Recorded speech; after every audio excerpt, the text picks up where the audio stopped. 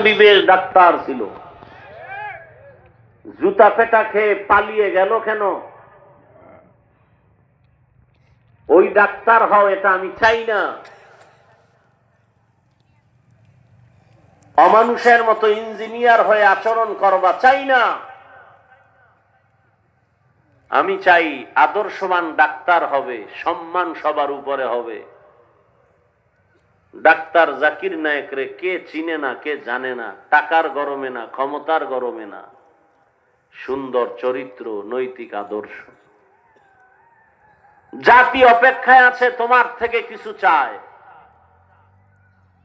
যুবক, তুমি গোটা দুনিয়াটাকে কন্ট্রোল করতে পারো, সে মেধা আল্লাহ দিয়েছেন, নষ্ট করলা কেন মোবাইলের দ্বারা? কবি নজরুলের গুণগান গাও, তোমার মতো অসভ্য হলে কোনদিন কবি নজরুল ইতিহাসের পৃষ্ঠায় অমর হতে পারত না। চোখ দুটোকে নাপাক করেছো সারা রাত জেনা করে, লজ্জা শরম আছে তোমার? তুমি আবার দাঁত দেখায় হাসো। তুমি সারা রাত মোবাইলে গুনাহ করে, পা নাপাক, হাত নাপাক, অন্তর নাপাক, চোখ নাপাক, জিহ্বা নাপাক, তুমি হাসো, লজ্জা করে না? তোমার মা বাবা তোমাকে কথা বলবে না, কারণ মা বাবা আতঙ্কে আছে। তুমি যদি মা বাবাকে মারো, তুমি তো সেই বেয়াদব। আবার গর্ব করে বন্ধুদের সাথে, জানো আমার আব্বু আম্মু না আমাকে অনেক ভয় করে, গর্ব করে। আরে বেয়াদব, মা বাবা সন্তানকে তো ভয় করবে না, ভালোবেসে কপালে চুমু দিবে। লিখে রাখ, ঘরের দরজায় কথাগুলো বাধাই করে টানায় রাখ যুবক।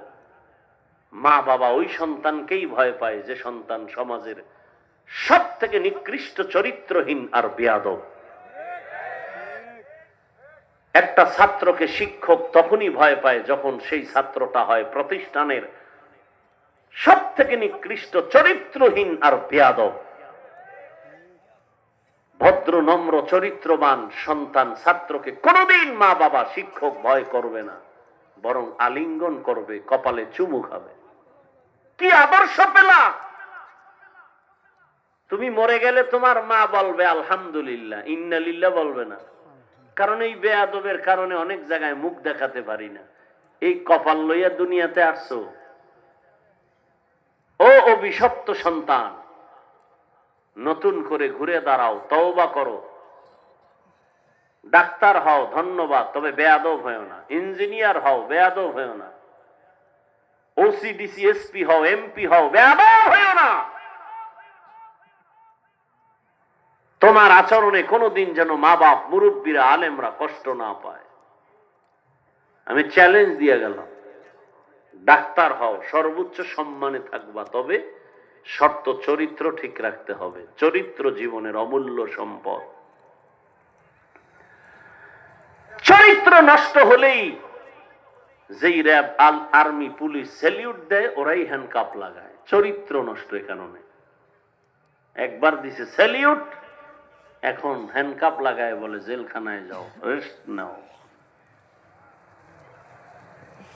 চরিত্র সুন্দর থাকতে হবে, আর 3 জায়গার দোয়া নিতে হবে, না হয় জীবন সফল হবে না, হবে না, হবে না।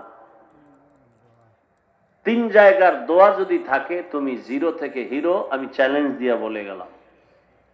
আর ওই 3 জায়গা থেকে যদি হঠাৎ আল্লাহ না করুন বদদোয়া লেগে যায়, লিখে রাখো, তাও মরার আগে বিছানায় পঙ্গু হয়ে ধুকে ধুকে মরবা, লিখে রাখো। 5 ওয়াক্ত নামাজ, চরিত্র ঠিক রেখে 3 জায়গার দোয়া নাও। মা বাবার দোয়া, শিক্ষকের দোয়া, ওলামায়ে কেরামের দোয়া। তোমার জীবন সফল। তুমি গরিব ফ্যামিলির হলেও আল্লাহ তোমাকে এমন সম্মান দিবে, 2 হাত দিয়ে টাকা নিয়ে শেষ করতে পারবা না। এ সম্মান কে দিবেন? আমি হাফিজুর রহমান, কে জানে আমার বাড়ি কই, কোথায়? বঙ্গোপসাগর, কুয়াকাটা, বাংলাদেশের এক সীমান্ত বাহির এলাকা। আর এক এলাকায় আসছি, মানুষ সিরিয়াল দিয়া ডেট নিতে গিয়া কত বার যোগাযোগ করে পায় না। লক্ষ লক্ষ টাকা দিবে চাইলেই, যা চান তাই দিব। এটা তো টাকা দিয়ে এই সম্মান অর্জন করা যায় না, আমার আল্লাহ দয়া করে দিয়েছেন। তা আপনার ঘরে এরকম সন্তান আছে তো কাজে লাগান। আমার দিক না পারেন আর এক লাইনে কাজে লাগান। ডাক্তার হোক, সমস্যা কি? ইঞ্জিনিয়ার হোক, ওসি হোক, চেয়ারম্যান হোক, সমস্যা কোথায়? বানান। যুবকরা আমাকে সাক্ষী দাও, তোমার মতো যুবক জীবনে মাদ্রাসায় পড়েনি, তোমার লাইনে থেকে স্কুলে কলেজে পাঁচ ওয়াক্ত নামাজি আছে কি? যুবক সত্য কথা বলো, আছে? আজকে তুমি ঘরে গিয়া বাতি বন্ধ করে একা একা তোমার নিজের পায়ের জুতা খুইলা কপালে একটা বাড়ি মারবা, কেউ যেন দেখে না, আর নিজেরে বলবা এই কপাল পরা বেঈমান। তোর স্কুলের ছেলে যদি নামাজ পড়ে তুই পারো না কেন? তোর কপালে তো খারাপ কেন? তোমার মতো যুবক র্যাব, আর্মি, পুলিশ, বিডিআরের চাকরি করে, দাড়িওয়ালা নামাজি, অভাব নাই, তুমি পারো না কেন? তোমার মতো যুবক রাস্তায় গাড়ি চালায়, নামাজ পড়ে, তুমি পারো না কেন? কি ওই তিন জায়গার থেকে কোনো এক জায়গার অভিশাপ লাগাইছো? আমার মনে হয় অভিশাপ লাগছে। ময়দানে কৃষি কাজ করে, নামাজ পড়ে, বলো তুমি পারো না কেন? নদীর মধ্যে মাছ ধরে, নামাজ পড়ে, নৌকায় বসে বসে নামাজ পড়ে, নামাজ ছাড়ে না, বলো তুমি কেন পারো না? এই যে আমি এত কষ্ট হচ্ছে, বলতে পারি না যে কত অসুস্থ বয়ান করতেছি, একবারও কিন্তু বলি না আমার মতো হুজুর হও, একবারও বলি না আমি হুজুর, তারপরও কাউকে হুজুর বানাবার বয়ান কিন্তু করি নাই। আমি কওমি মাদ্রাসার তাজা সন্তান, কিন্তু একবারও বলি না স্কুলে তালা দিয়া কওমি মাদ্রাসায় যাও। আমি দাওয়াত ও তাবলীগের লাইনের তাজা সন্তান, কিন্তু একবারও বলি না তাবলীগে না গেলে জাহান্নামে যাইবা। আমি ভালো হক্কানি তাজা পীরের মুরিদ, শুধু তাই না, পীর মুরিদির বিরোধিতা যারা করে আমি তাদেরকে চ্যালেঞ্জ দিছি সারা বাংলাদেশে। যারা পীর মুরিদি ওলিয়া উলিয়া মানে না, ওরা কোরআন মানে না, ওরা বুখারী শরীফ মানে না, ওরা ভণ্ড, ওদের যারা ভণ্ড বলবে না তারাও ভণ্ড। আমি সেই চ্যালেঞ্জওয়ালা বান্দা, অথচ এই বয়ানে একবারও বলি নাই পীরের কাছে যাও। বরং আমি বলি তুমি ডাক্তার হও, ইঞ্জিনিয়ার হও, প্রফেসর হও। তার মানে কি মাদ্রাসাওয়ালাদের বলছি?